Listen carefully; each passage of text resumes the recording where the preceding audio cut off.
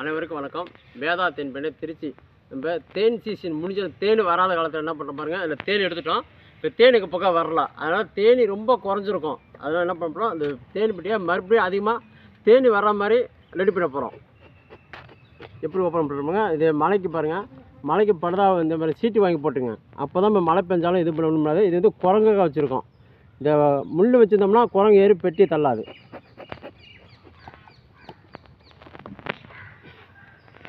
பெட்டி எப்போவுமே டைட்டாக கட்டி வச்சுருங்க. அப்போ தான் அவ்வளோ சீக்கிரம் குரங்கு ஏறாலும் ரொம்ப ஒன்றும் பண்ணாது. இருந்தாலும் குரங்கு சுத்தமாக ஏறாது. பார்த்தீங்கன்னா முள்ளை பார்த்தீங்கன்னா ரொம்ப பயந்துடும். பாருங்கள், இந்த முள்ளை பாருங்கள். இது என்னது, நம்ம சுகர் வைக்கிறதுக்கலாம். நம்ம தேனிக்கு ரொம்ப அதிகமாக உற்பத்திக்காக வைக்கிறோம். அடையும் அதிகமாக கட்டும்.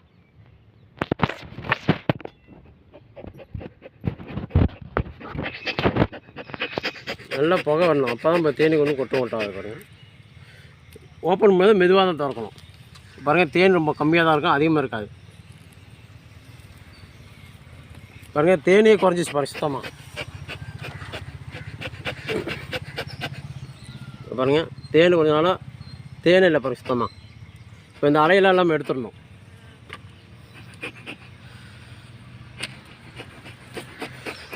பாருங்கள், கொஞ்சம் கொஞ்சம் தான் வச்சுருக்குது. இது நம்ம தேவையில்லை. இது தேனி கூட விட்டுருக்கலாம். என்ன பண்ணுற பாருங்கள்.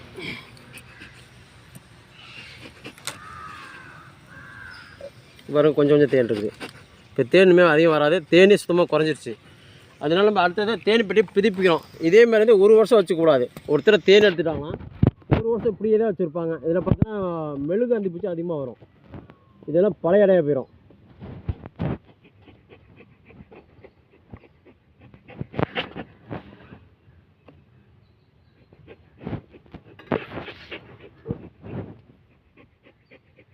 அப்புறம் இந்த லெஃப்ட் சைடு தான் நம்ம அடையை எடுத்து போகணும். இதில் கொஞ்சம் கொஞ்சம் தேன் வச்சுருக்கோம். ஏன்னா இது வந்து பழைய அடையில் போயிருந்தால கொஞ்சம் கொஞ்சமாக தேன் வச்சுருக்கோம்.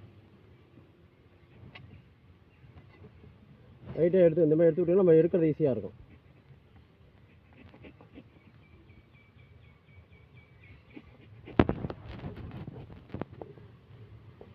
இங்கே பாருங்கள், தேநீர் கம்மியாக இருக்குது. ஆனால் முட்டைப்புழு அதுவும் இருக்காது. பாருங்கள், இந்த அடை இதை கழுப்பாக போச்சு. நம்ம கருத்து போனோம்னா அதிகம் முட்டை வைக்காது.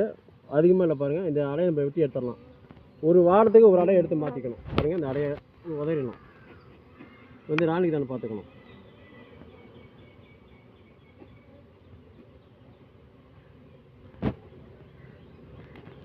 பாருங்கள், இந்த அடையை சுத்தமாக கட் பண்ணிடணும். இதில் கொஞ்சம் தேன் இருக்கும். பாருங்கள், கொஞ்சமாக, ரொம்ப அதிகமாக இல்லை. தேனி ரொம்ப கம்மியாச்சு பாருங்கள். பெட்டியிலேயே தேனி எடுத்ததுக்கப்புறம் ரொம்ப கம்மியாக இருக்குது. இங்கே பாருங்கள், இதெல்லாம் தேன் தான் ஃபுல்லாக.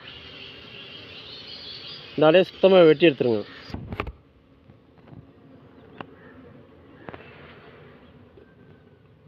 இந்த அடையை ஃபுல்லாக வெட்டி எடுத்ததுக்கப்புறம் இந்த அடையெல்லாம் ரைட் சைடு மாற்றணும். அதாவது நம்ம பெட்டிக்கு பின்பக்கம் தான் இன்றைக்கி எப்போனாலும் பெட்டிக்கு பின்னாடி தான் நிற்கணும். அதிகமாக ஒரு வாரத்துக்கு ஒவ்வொரு அடையாக நம்ம மாற்றலாம்.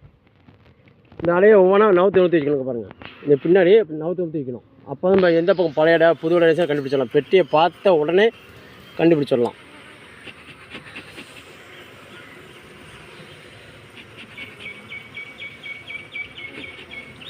வாரத்துக்கு ஒரு அடை தான் மாற்றணும், 2 அடை மாற்றாதாங்க. இந்த அடையில் பாருங்கள், கொஞ்சம் முட்டை புழுவோட இருக்கு பாருங்கள். இந்த ராணி இங்கே பாருங்கள், இது ராணி பாருங்கள். ராணி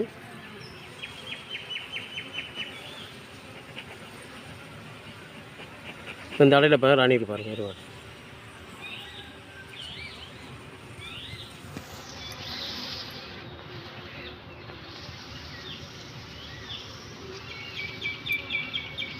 ஒரு பெட்டிக்கு பார்த்தீங்கன்னா ஒரே ஒரு ராணி தான் இருக்கும். ஒரு அடைக்கு ஒரு ராணி இருக்காதுங்க. ஒரு பெட்டிக்கு ஒரு ராணி தான் இருக்கும். ஒவ்வொரு அடைக்கும் ஒவ்வொரு ராணி இருக்காது.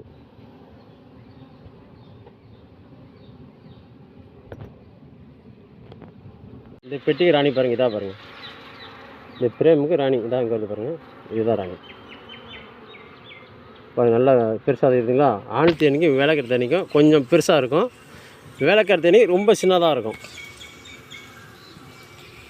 இப்போ என்ன பண்ண பாருங்கள், இந்த ராணி இருக்குது. இந்த பிரேம் மாற்றணும். இந்த அடையை கட் பண்ணி எடுத்துட்டோம். அடையை கட் பண்ணி எடுத்துட்டோம். இதில் வந்து 6 பிரேம் இருக்குதுங்களா. அதில் 6 பிரேம் இருக்கும். அடையை கட் பண்ணி எடுத்துட்டு இந்த கொஞ்சம் கொஞ்சம் தேன் இருக்கு பாருங்கள், இந்த அடையெல்லாம் இதெல்லாம் சுத்தமாக வெட்டி எடுத்துடணும்.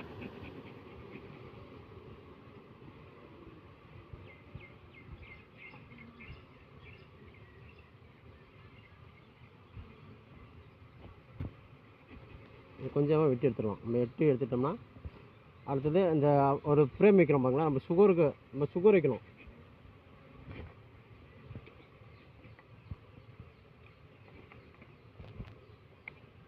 இந்த மாதிரி சின்ன ஃப்ரேமு. ஆனால் நம்ம ஃப்ரேம் இல்லாத காலத்தில் என்ன பண்ணோம், சூப்பரை தூக்கி வச்சு இந்த மாதிரி சின்ன ஒரு தட்டு வச்சோம்.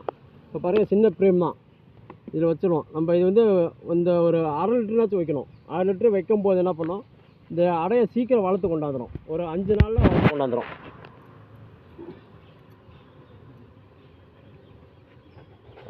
250 கிராம் ஜீனி, 250 மில்லி தண்ணி இதில் கலந்து வச்சுருக்கோம். கொஞ்சம் மஞ்சள் பொடி போகணும். இங்கே பாருங்கள், இந்த அளவுக்கு ஊற்றிடணும்.